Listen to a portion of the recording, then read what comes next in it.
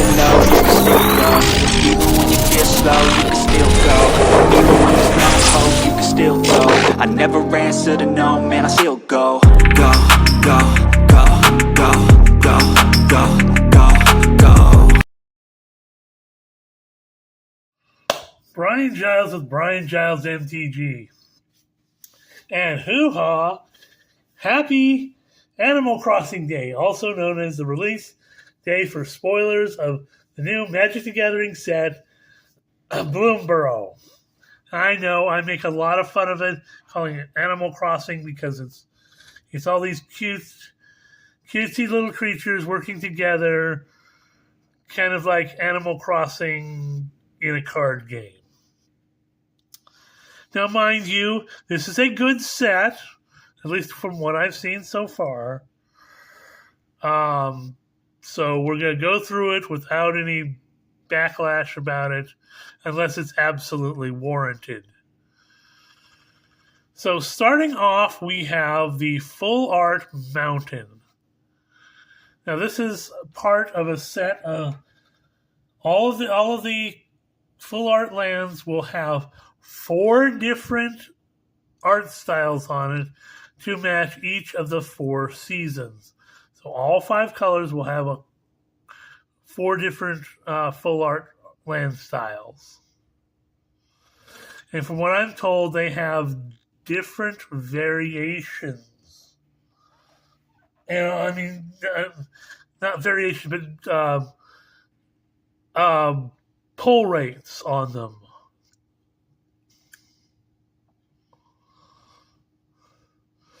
So they're meant to do kind of to raise the value of the full art lands, and to get the special ones that are lesser printed, a lot like they did with the original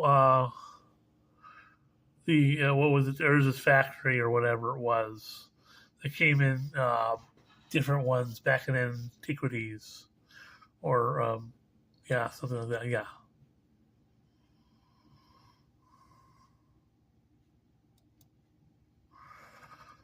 So first up, we have Mabel, Heir to Cragflame. A red, white, and 1 for a 3/3 legendary mouse soldier. Other mice you control get +1/+1.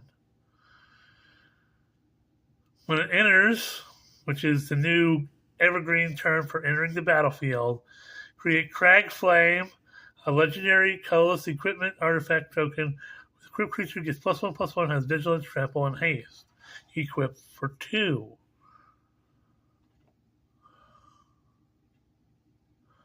So this thing, it's a mouse lord, gets a legendary equipment.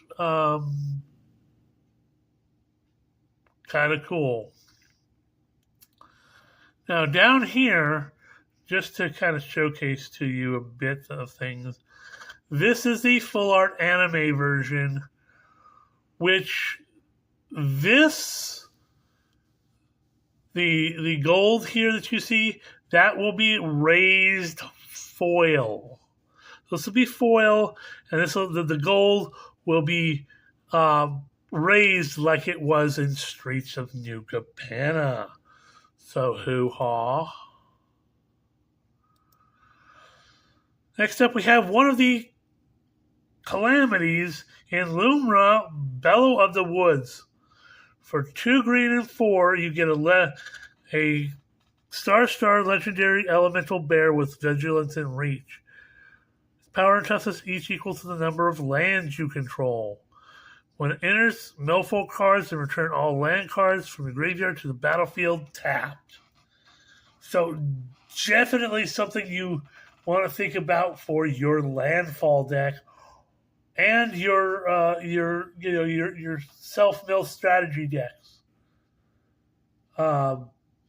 Again, the larger creatures in this set, because all the creatures in here are like smaller creatures.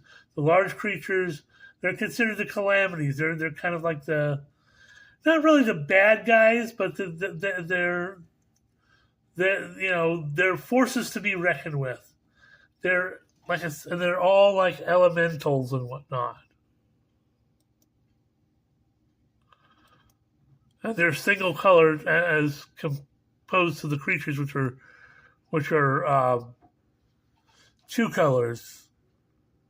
So the creatures work together, and these elementals they're a force to be reckoned with by themselves. So Burke, Long Ear of the Law, is a green, a white, and 4 for a 4/4 legendary rabbit soldier with vigilance. When it enters, put a +1/+1 counter on each of up to 2 target creatures. And whenever a creature you control with a +1/+1 counter on it attacks, double the number of +1/+1 counters on it. So this guy can get stuff out of control real fast, especially in a +1/+1 counters deck.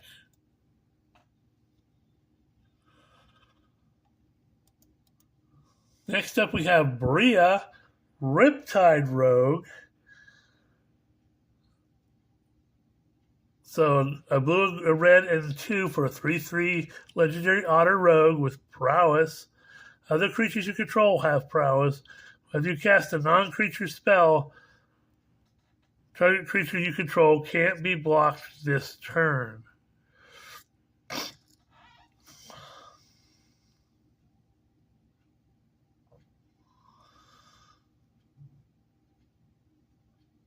So when you're casting a spell and making your creatures bigger with prowess, the creatures can't be blocked.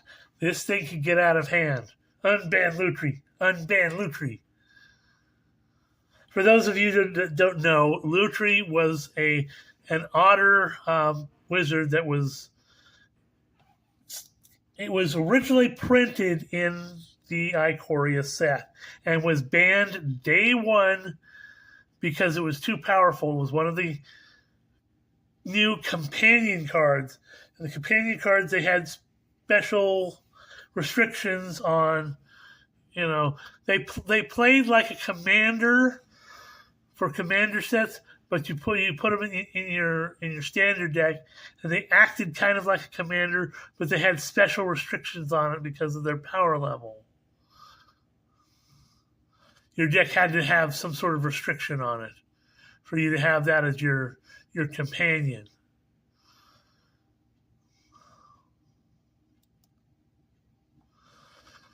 So next up is Carrot Cake. A white and 1 for an artifact food. When Carrot Cake enters, and when you sacrifice it, create a 1/1 white rabbit creature token and scry 1. And you can pay 2, sacrifice it to gain 3 life, like any other food token.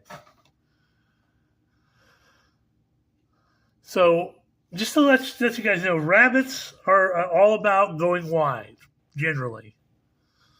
They're all about making more rabbits, because rabbits. Next up is Might of the Meek. Red mana for an instant that reads target creature gains trample till end of turn. It also gets +1/+0 till end of turn if you control a mouse. And draw a card. So red mana for some card draw and a creature getting trample. And that creature gets +1/+0 if you control a mouse as well.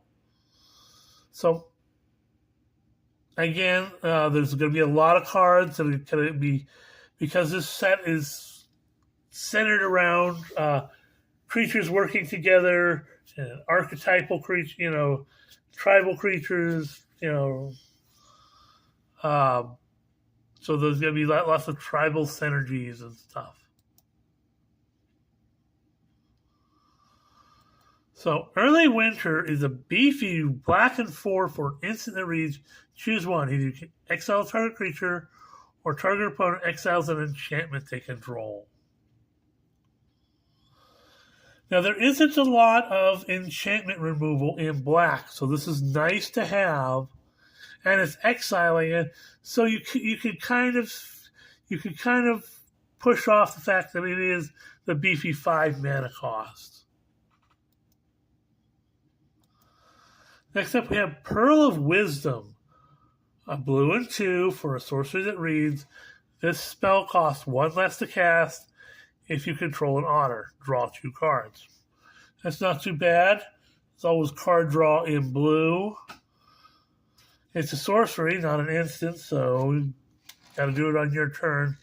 But if you're playing otters and especially like your Izzet prowess deck, you're getting quite a bit of an advantage there. Next up, we have Sun Shower Druid, a green mana for a 0/2 Frog Druid. Sun Shower Druid enters, put a +1/+1 counter on target creature, and you gain 1 life. So frogs are very much connected to nature and the water and how things flow and stuff as they live by the river.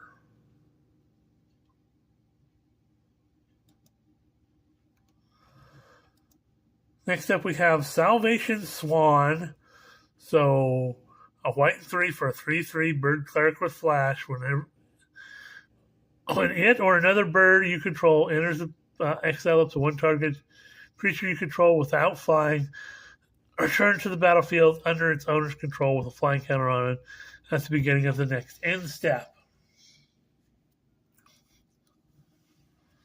So the birds, their archetype is going to be in the Azorius colors, and they are designed to be the helpers and lawgivers of this plane. So they're especially good with helping out other creatures to do things.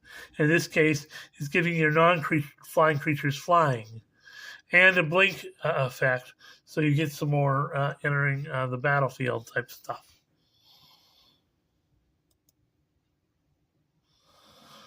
Okay, next up we're going to have the 5 uncommon lands that are the tribal lands. So first up is Lupin Flower Village, which it's a land you can tap to add a color, so tap it to add a white mana, spend its only to cast a creature spell. You can pay a white and 1 and tap it and sacrifice it. Look at the top 6 cards of your library. You can reveal a bat, a bird, a mouse, or a rabbit card from among them and put it into your hand and put the rest on the bottom of your library in a random order.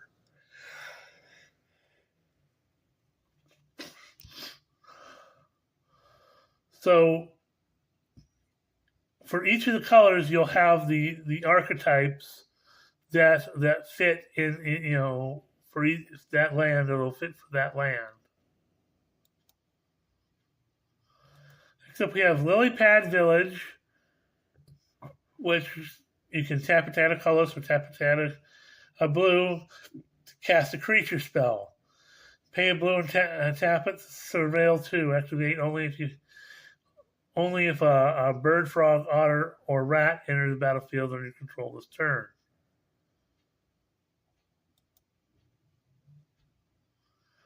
We have Mudflat Village, which is a land. Tap it to add a color, or tap it to add a black to cast a creature spell. Or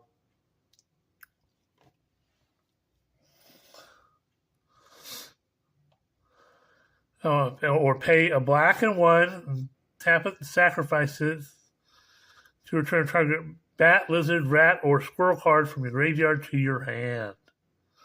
That's not bad.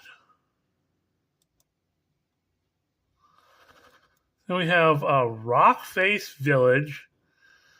So tap it to add a colorless, or tap it to add a red to cast a creature spell.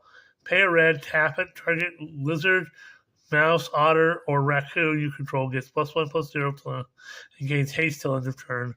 Activate only as a sorcery. So each of the lands does something and cares about the tribal types that are associated with those color groupings. Next up, we have Oak Hollow Village, which is a land you can tap it at a colorless, or tap it to add a green mana. Spend this mana only to cast a creature spell. Put a +1/+1 counter on each frog, rabbit, raccoon, or squirrel you control that enters the battlefield this turn.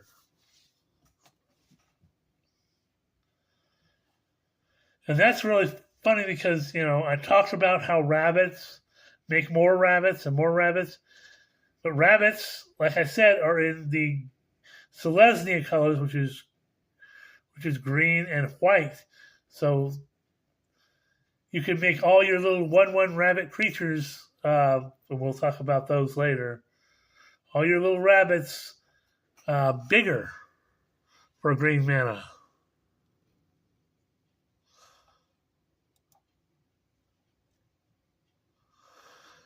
Next up, we have Hugs Grizzly Guardian. So 2 red, 2 green, and X for a 5/5 legendary Badger Warrior with Trample. That's not bad.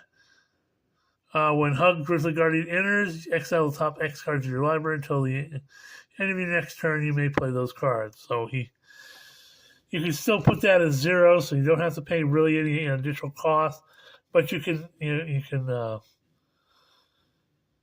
have cards you can play till the next turn. And it says you may play an additional land on each of your turns. So he's not bad. He's one of the bigger creatures. Next up, we have 3 Tree City, which is a legendary land. When it enters, choose a creature type. Tap it at a colorless, or tap it, or pay 2 and tap it, choose a color, add an amount of mana of that color equal to the number of creatures of the you control of the chosen type. Again, more tribal, typal creature mattering.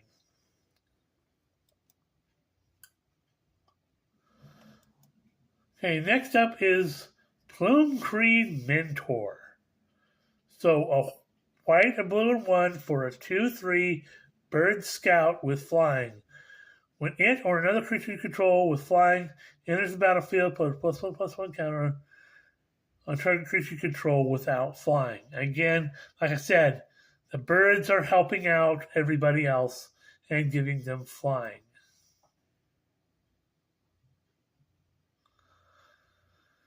Next up, we have Castrol the Wind-Crested, a white, a blue, and 3 for a 4/5 bird scout with flying. Whenever 1 or more birds you control deal combat damage to a player, choose 1. You may put a bird creature card from your hand or graveyard onto the battlefield with a finality counter on it. Put a +1/+1 counter on each bird you control or draw a card.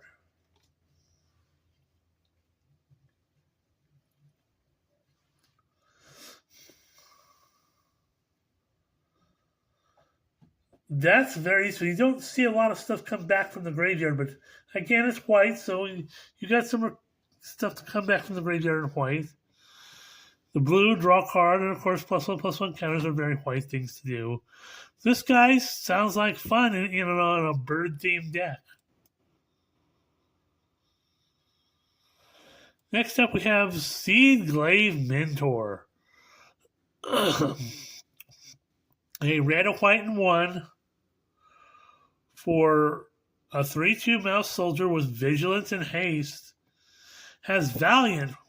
Whenever Seedglaive Mentor becomes the target of a spell or ability you control, for the first time each turn, put a +1/+1 counter on it. That sounds like fun.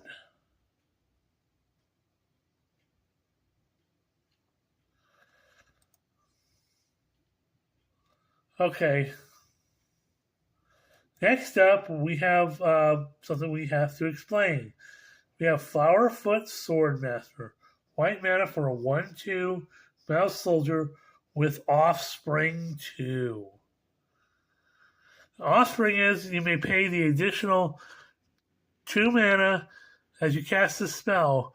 If you do, you create a 1/1 token that's a copy of it. As value, whenever this creature becomes the target of a spell or ability you control for the first time each turn, mice you control get +1/+0 till end of turn. Yeah, see, you get the little offspring of it, and it's just you get to all the abilities of it. It's basically a copy. It's a 1/1. That's what offspring does.